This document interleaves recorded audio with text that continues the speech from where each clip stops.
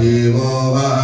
सविता प्रार्पयतु श्रेष्ठतमाय कर्मणा आप्यायध्वमग्न्या इन्द्राय भागं प्रजापतिरनमीव अयक्ष्मामावस्तेन ईशत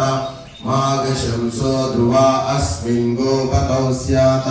बहिर्वीर्यजमानस्य पशुं पाहि ॐ आनो भद्राः कृतवो यन्तो विश्वतो दब्धासु अपरीता समुद्भिदः देवानो यथा सदमिद्रुदे असन्नप्रायुवो रक्षितारो दिवे दिवे देवानां भद्रासुमतिर्रुजूयतां देवानां रातिरभिनो निवर्ततां देवानां सख्यमुपसेति मा वयं देवान आयु प्रतिरन्तु जीवसे ॐ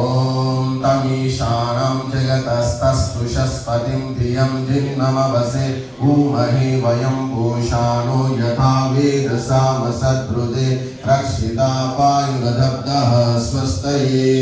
ॐ स्वस्ति न इन्द्रो वृद्धश्रवाः स्वस्ति नः पूषा विश्ववेदाः स्वस्ति नस्ताक्षो अरिष्टनेमिः स्वस्ति नो बृहस्पतिर्दधातु ॐ भद्रं विष्णुयाम देवाः भद्रं पश्येमाक्षभिर्यजत्राः स्थिरैरङ्गैस्तुष्टुवां स्वस्तनोभिर्यशेमहि देवहितं यथायुः ॐ अग्न्याय हिवीतये गृहाणो हव्यधातये निहोतासस्य बर्हिषि ॐ त्वमग्ने यज्ञानाः